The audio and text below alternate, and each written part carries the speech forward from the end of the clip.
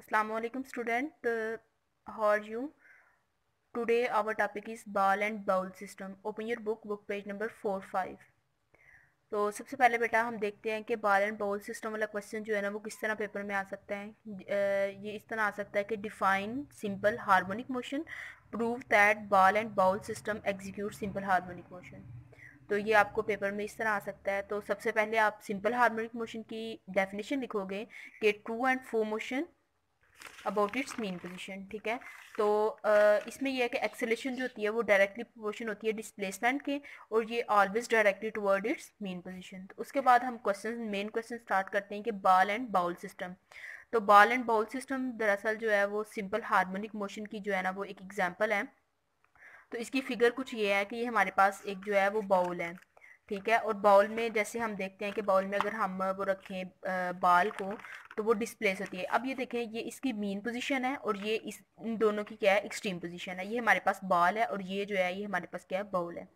तो ये mean position है, इसके ऊपर कोई भी फोर्स एक्ट नहीं कर रही। नेट फोर्स जो है वो किसके इक्वल है, जीरो के इक्वल है। तो ये देखें, जैसे ही हम बाल को उठा के एक्सट्रीम पोजीशन पे लेकर आते हैं, तो जब हम छोड़ते हैं तो हमें पता है कि ये बाल जो है ना ये अपनी मीन पोजीशन के गिर्द क्या करती है, ओसिलेट करती है। तो हम इसको वन बाय वन इसके पॉइंट्स बनाए हुए हैं, तो पॉइंट्स के साथ डिस्कस करते हैं कि बॉल एट मीन पोजीशन ओ, कि इस वाली पोजीशन बाल जो है इस मीन पोजीशन पे, पोजीशन ओ पे किस तरह। ये देखें कि बाल जो है अगर हमने इसको मीन पोजीशन ओ पे रखा हुआ है तो उस पे ऊपर हम कोई भी नेट फोर्स जो है वो एक्ट नहीं करवा रहे, तो नेट फोर्स किसकी इक्वल होगी, जीरो की इक्वल होगी। अब देखें, ये जो बाल है इसका वेट जो है वो डाउनवर्ड एक्ट करेगा, और जबकि जो बाउल फोर्स एक्ट कर रहा है बाल के ऊपर वो अपवर्ड कर रहा है। तो उसके बाद इसका जो नेक्स्ट पॉइंट है वो क्या है कि restoring force in ball and bowl system, के restoring force ball and bowl system में किस तरह आती है। अब देखें कि अगर हम बाल को डिस्प्लेस करें फ्रॉम मीन पोजीशन, तो ये क्या होगा कि सेंटर से हम डिस्प्लेस करेंगे तो ये स्टार्ट करना शुरू कर देगी ओसिलेटिंग, स्टार्ट कर देगी ओसिलेटिंग करना। नेक्स्ट किसकी वजह से, फोर्स ऑफ ग्रेविटी की वजह से। और इसमें इधर जो रिस्टोरिंग फोर्स है वही हमारे पास क्या है, फोर्स ऑफ ग्रेविटी है। अब देखिए नेक्स्ट है हमारे पास के नेक्स्ट पॉइंट है position from mean position to O to A, कि अब हमने पोजीशन देखनी है फ्रॉम ओ टू ए। तो अब देखिए कि अगर हमने एक बॉल लिया है तो बॉल की पोजीशन क्या है, ओ। ठीक है, तो ओ से हमने बाल को लेके कहाँ ले गए हैं, ए पे गए हैं। तो वहां ए पे जाके जब हम बाल को छोड़ेंगे तो ये बाल क्या करेगा, मूव करना स्टार्ट कर देगा। किस तरफ मूव करेगा, अपनी पोजीशन, मतलब कि यहाँ यहाँ ला के हमने बाल को छोड़ा है तो ये इधर से ला के हमने छोड़ा तो ये कहाँ आएगा, मेन पोजीशन की तरफ आएगा। और यहाँ से यहाँ तक इसकी जो मूवमेंट होगी वो किस वजह से होगी, रिस्टोरिंग फोर्स की वजह से होगी। नेक्स्ट पॉइंट है हमारे पास है कि position from O to B. अब देखिए पहले तो हमने position from O to A discuss किया है, नेक्स्ट हम करते हैं position from O to B. अब देखिए मेन पोजीशन हमारे पास कौन सी है, ओ की, और ओ पे हमारी जो स्पीड होती है वो क्या होती है, मैक्सिमम होती है। अब इनर्शिया की वजह से वो मूव करना, बाल जो है वो मूव करना स्टार्ट कर देगा टुवर्ड एक्सट्रीम पोजीशन बी। अब एक्सट्रीम पोजीशन पे बाल की स्पीड क्या क्या होगी, डिक्रीज हो जाएगी। अब देखें, जब हमने बाल को इधर से बाल इधर ले गए हैं, जब हमने डिस्प्लेस किया तो ये इधर आके इसकी स्पीड क्या होगी, कम हो जाएगी। तो ये किसकी वजह से होगा, रिस्टोरिंग फोर्स की वजह से। तो इन सब मतलब के पूरे टॉपिक को बॉल एंड बाउल सिस्टम में हमने यही किया है कि जब हम मीन पोजीशन से बाल को एक्सट्रीम पोजीशन पे लेके जाते हैं तो जो एक्सट्रीम पोजीशन से बाल दोबारा ओ पोजीशन पे आता है तो वो किस वजह से आता है, रिस्टोरिंग फोर्स की वजह से। और ये बाल अपनी ओसिलेशन तब तक स्टार्ट रखेगा जब तक इसमें वो होगी, रिस्टोरिंग फोर्स होगी। तो ये यही बताया इसका कंक्लूजन कि टू एंड फोर मोशन जो है ना वो तब तक कंटिन्यू रहेगी जब तक इसके अंदर क्या होगी, रिस्टोरिंग फोर्स होगी। और till its energy lost due to friction, friction की वजह से उसकी क्या होगी, मूवमेंट कम हो जाएगी। तो यही हमारा बॉल एंड बाउल सिस्टम है, और बॉल एंड बाउल सिस्टम ही किसकी सिंपल हार्मोनिक मोशन की एग्जांपल है। तो नेक्स्ट है हमारे पास बेटा के सिंपल पेंडुलम।